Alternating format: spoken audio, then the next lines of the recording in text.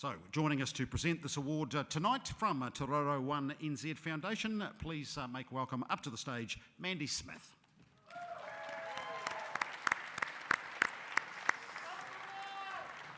And again, while you come up, Mandy, we have a distinction award to announce for this category, as again our judges felt this person needed to be recognised also. This young athlete has the world before him, and he's conquering it 1,500 metres at a time. Receiving a distinction award tonight is James McClay.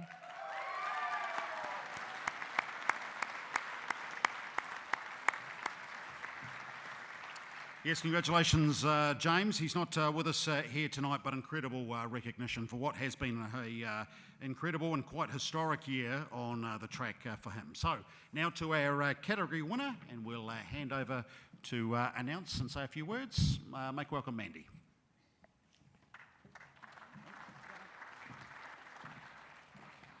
Kia ora koutou, my name's Mandy and here tonight representing One New Zealand and Te Raro One Aotearoa Foundation, which is our charitable arm of One New Zealand. Our foundation, as was mentioned, has a focus on thriving rangatahi or young people. And so we get told so often by our young people that sport plays such a pivotal role in their lives, and not just for the physical benefits, but for the holistic benefits that it provides as well, the connection to peers and to the community. So it's such a great alignment for us, and we're really grateful to be able to sponsor this category.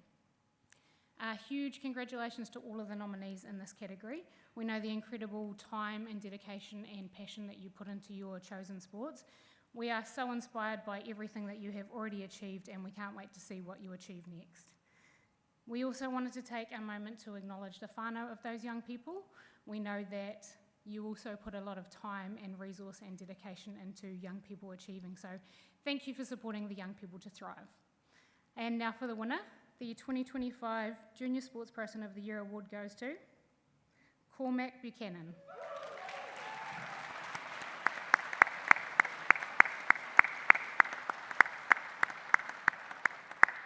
Well, mate, congratulations, mate. We are delighted for you. Now, you need to fill us in.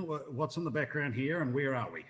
Yeah, so no, thank you guys very much. I'm currently just here in Barcelona in Spain at my house in the garage, and yeah, it's quite cool. This is my manager's old house, so he's got a pretty established collection of bikes and helmets. So yeah, it's almost like the perfect place to set this up for me, and yeah, it's yeah, cool. Hopefully to add a few of my helmets in there in the near future. So yeah. Let's talk about last year, which of course is this incredible springboard into what you're doing, this in 2025. But your junior GP campaign and a super consistent year. Tell us a little bit about it. What do you think about when you cast your mind back to 2024? Yeah, I think 2024 pretty much was the breakout year for me. I think. Of course, it was the year I got my first podium, first pole position, and stuff like that. And Mum, she'll want to take credit because she was there. That's why. But yeah, no, it was a pretty cool year. It was a pretty special year, a year that we had a goal, and that was to get a contract for the Moto3 World Championship for 2025. And I think since I was so driven and so focused on that, everything else around it just sort of fell into place.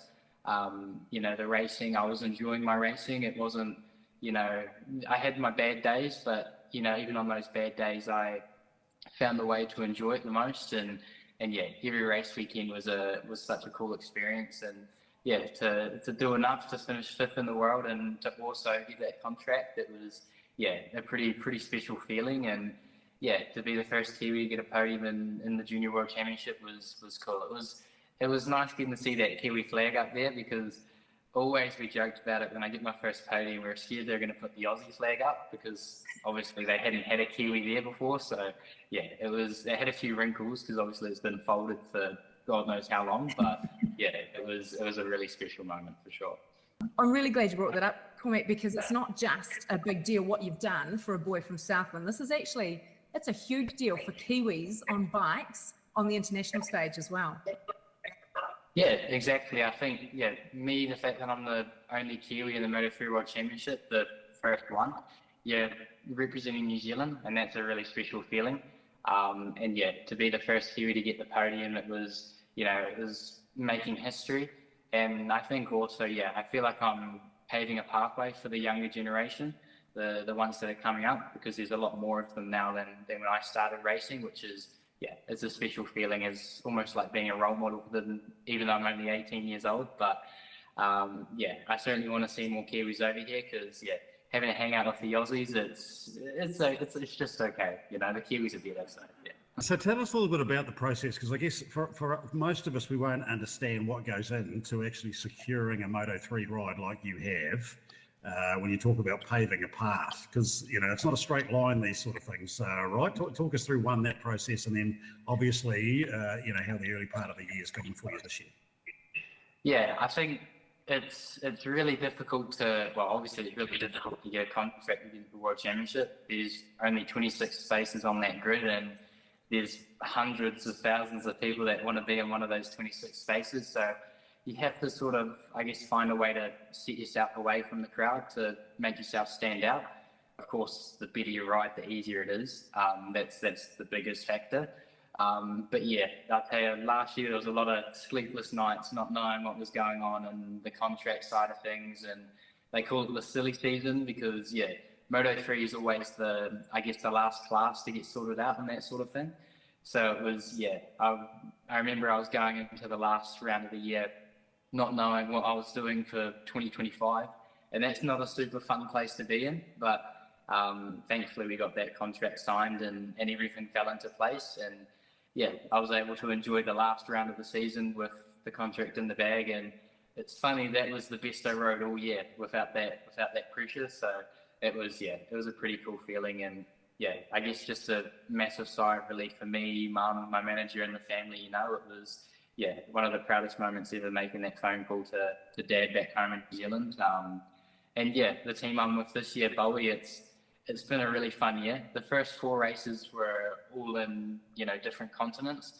So as well as getting to race and learn this new championship, you're also learning new cultures and stuff like that. And for me, that was really special to do it with a crew like that. It's sort of, you've only just met these guys and now you're traveling the world with them. It was a pretty cool feeling. And I think, these last races have been going really, really well. Just finished the Spanish GP in Aragon, and it was the best race of the season so far. We finished 10th and only 1.7 seconds away from the win. So, we're getting closer. For a rookie, that's all I can ask for. As long as each race gets, improving each time, that's my biggest goal. And hopefully soon we see the New Zealand flag back on the podium in the MotoGP World Championship. With less wrinkles in it this time. Look, it's a testament to what you do off the track, though, too, isn't it, mate? I mean, it's not just being on the bike. You're putting a lot of time into the legs on the cycle as well, on the bicycle. So what does that look like? I think. The training's probably the biggest part of my life here. I race every weekend almost, but away from the racetrack, the training's what I'm doing. And cycling's probably the main form of training. Not that I want to go cycling with any of the pro cyclists because, I'm not at that level, unfortunately. But, in the place I'm based, Barcelona, it's the perfect place for all of that. It's sort of like a motorcycle rider's dream. It's a paradise for us. We have amazing roads and amazing, mountains to climb on the cycle. And, we've got motocross tracks, the karting circuits and flat tracks to go train on, So it's the perfect place to be, this base in Barcelona. And it's sort of, we go racing, we go traveling, and then as soon as we get back home, we're back to the training, and then the next week we're back around again racing, So it's a much busier, I guess, schedule than what I'm used to, 22 races this year in 18 different countries. So it's a hefty year, but, I'm living my dream. So, I can't complain at all.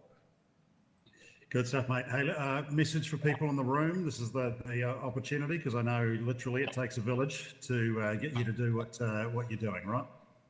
I think my biggest message is just a massive thank you. It has come a long way in a very short time, to be honest with you. It wasn't that long ago that I was just a wee kid riding around Aotearoa with Dad following me and stuff like that. And 5 years later, we're racing in the World Championship. And it wouldn't have been possible without all the support from Southland and all the sponsors and stuff like that.